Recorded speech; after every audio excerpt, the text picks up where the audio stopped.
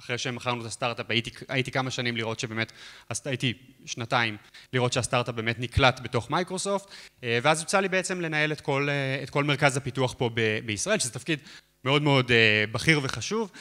גם הייתי מאוד חדש לארגון, ובאמת התלבטתי. הייתה התלבטות מאוד גדולה עם להישאר בקורפורט, להישאר במקום שהוא מאוד גדול, 1,500 איש, מקום שגדל, אחד המרכזים הכי חשובים למייקרוסופט בעולם, או מצד שני לעשות משהו אחר, לצאת לחופש, או לעשות עוד סטארט-אפ, או אולי להחזיר לחברה באיזושהי דרך. באמת התלבטות לא פשוטה כשאתה רוצה, ויצא לי לדבר עם ורדה על באמת ההשפעה וכמה זה חשוב וכמה אפשר גם לתרום לחברה מתוך עמדות של ניהול וכמה אתה יכול לא לוותר על כל העולמות האלה דווקא מהעמדה הזאת וקיבלתי את העצה אז בינתיים אני מרוצה אבל אני אחזור אלייך עוד שנה אז זהו, אז באמת אני שנה וחצי בתפקיד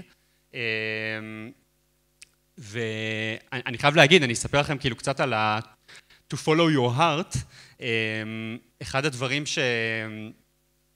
שכשעזבתי את מקינזי ועזבתי את הייעוץ ואמרתי אני רוצה ללכת להקים סטארט-אפ, אז זה נשמע מאוד רומנטי, אבל סטארט-אפ זה די אישית, כאילו זה לא עבודה פשוטה, אתה באמת הולך אל הלא נודע, אתה הולך ובוחר להיות עם שני חברים, שהם כרגע חברים שלך, אתם הולכים לעבוד ביחד ולהקים חברה, אבל בעצם אין לכם בדיוק מה לעשות ביום יום, ואתה עוזב עבודה, ואז כבר אין משכורת. ואני זוכרת, אמא שלי מדברת הרבה, היא דיברה איתי על איך אתה עושה כזה דבר, ויש לך עבודה מאוד טובה במקינזי, ואתה מייעץ, ונוסע בעולם וכל זה, ואף אחד לא עוזב עבודה טובה באמת, בשביל לשבת עכשיו בגראז' ולא לעשות כלום די, כי לחשוב על רעיון, לנסות דברים, לדבר עם אנשים, להיכשל המון פעמים, זה חלק מתהליך של סטארט-אפ, חוויה מאוד מאוד מאתגרת ומענה, אבל גם לא פשוטה. ומאוד לא ברורה. אז היה מאוד לחץ כאילו לגמרי לא ללכת לכיוון של הסטארט-אפ.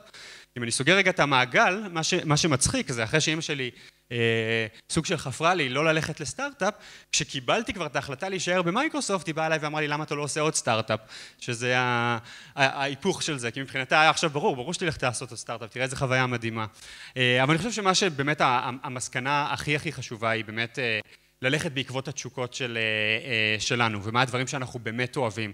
וזה פחות משנה מה למדנו, או מאיפה התחלנו, או מה אחרים חושבים, או מה הסביבה חושבת. אני חושב שאנחנו באמת נצליח אם אנחנו נעקוב אחרי הדברים שאנחנו מאמינים בהם, אם אנחנו נעשה את זה עם האנשים שאנחנו אוהבים, ועם האנשים שהם מוצלחים ואנשים שסביבנו. אני חושב שזה הדברים שבאמת מחברים את כל מה שאני עשיתי עד עכשיו.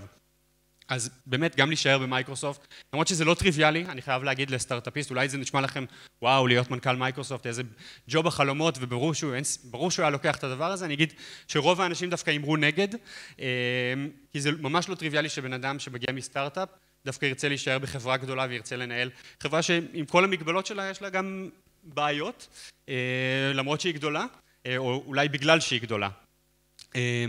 אז זהו, אז אני אעצור שוב, נתתי בכמה נקודות קצת את ההיסטוריה שלי ומה עשיתי בקריירה. אני אספר שבדיוק חזרתי מפריז שבוע שעבר. זה מתקשר לאחת השאלות שעלתה לי הרבה פעמים בראש שישבתי פה כתלמיד, למה אני לומד צרפתית ומה זה יעזור לי בחיים. אני לא יודע אם חלקכם עוד שואלים את זה, אני חושב שאותי זה, אהבתי את השפה, אהבתי ללמוד את מולייר, עדיין לא לומדים את זה? לא? אז מה? רק שפה, גי דה מונפסון, קצת, אוקיי, אני יכול לשיר. אבל, אז למדנו בזמנו גם שפה שימושית, גם ספרות, ובאמת שאלתי איך זה הולך לעזור לי, והאמת שזה הפתיע אותי. קודם כל, שבוע שעבר הייתי בצרפת במפגש של כנס לקוחות מאוד מאוד גדול, ואין כמו, אם מישהו לא יודע, השוק הצרפתי הוא שוק משמעותי מאוד באירופה, ואין ספק שאנגלית שם זה לא השפה שהם הכי מתחברים אליה, ואין ספק שכשאתה יכול to chit chat בצרפתית, אתה לגמרי מקבל חיוך אחר, מקבל פנים אחרות, הם מאוד אוהבים לדבר עם זה, אבל אני אומר, אוקיי, זה כמייקרוסופט, זה פחות מעניין, אבל שאתה סטארט-אפ קטן ואין לך לקוחות, ופתאום אתה מגיע ללקוח צרפתי, ומול כל התחרות, אתה היחיד שיכול לדבר איתו בצרפתית, או אפילו להחליף איתו כמה מילים בצרפתית, אתה שובה את ליבו והוא מקבל כאילו, יש לו, הגאווה שיש לה, הגאווה הצרפתית, השמחה לשפה, האהבה שלהם לשפה, היא מאוד מחברת, ותמיד אתה מחפש את הדברים שמחברים אותך בין חברה ללקוח, זה לא רק המוצר, אלא באמת זה קשר שהוא שלם, הוא מכיל המון דברים, וזה היה מרכיב מרכזי. אני אספר גם שהיום אנחנו אפילו במייקרוסופט מלמדים צרפתית, לפן, לא כחלק מהעבודה. האמונה שלנו זה שאנשים צריכים גם ללמוד דברים שהם לא קשורים ספציפית למה שהם עושים, כי היום אנחנו רואים שאנשים מגיעים להייטק, לאו דווקא אלה שלמדו במגמת מחשבים בבית ספר, או התחילו באוניברסיטה במתמטיקה או מדעי המחשב או בפיזיקה. אני למשל לא למדתי במגמת מחשבים, אני שנאתי מחשבים כשהייתי בגיל הזה, לא רציתי ללכת למגמה הזאת, אבל כמו שאתם רואים דברים מאוד מאוד משתנים, ומה שאני אומר, העצה הכי גדולה שלי אליכם, זה תמיד תשמרו על ראש פתוח. תהיו מגוונים, תתאמו מהכל, תנסו הכל, יש לכם חוויה מטורפת בבית ספר, של ללמוד ולראות הרבה דברים. הדברים לאט לאט ויותר ויותר מצטמצמים ככל שאתם תגדלו. תשאירו את כל עוד אתם יכולים, תשאירו את זה כמה שיותר פתוח. היום אם אני ארצה ללכת לתחום אחר, יהיה לי הרבה יותר קשה מאם אתם רוצים לשנות ב5 או 7 שנים הקרובות. יש לכם את כל החופש לעשות את זה, לשנות, לטעום מהעולם, בין אם זה בבית ספר, בין אם זה בצבא, בין אם זה באוניברסיטה אחר כך. תהנו מהחופש הזה. היום אנחנו בכלל חברות ההייטק או חברות בכלל, היום מחפשות את האדם השלם. מחפשים בן אדם שהוא הרבה יותר מגוון.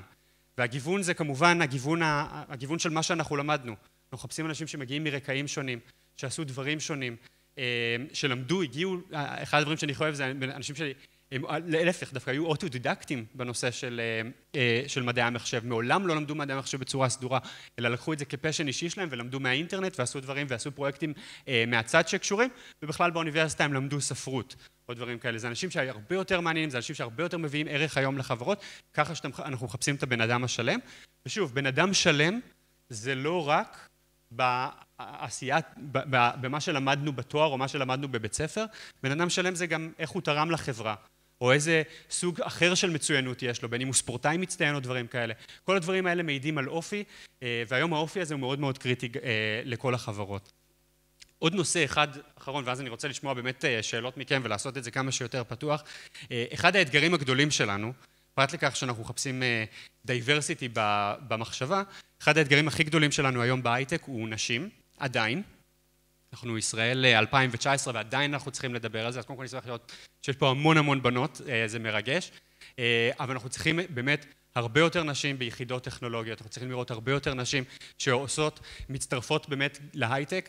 הקטר הישראלי הזה חסר את אותם נשים ובנות, ואני שמח לראות, אני מקווה שאת החסמים שאולי בתקופה שלי היו יותר קשים, לאט לאט אנחנו מורידים. אני לא מבטיח לכם שהדרך הזאת היא פשוטה לאף אחד, אבל אני יכול להבטיח לכם שהשוני הזה והדייברסיטי הזה הוא קריטי להצלחה שלנו בכלל, של ישראל, לכלכלה שלנו וההייטק שמוביל אותה.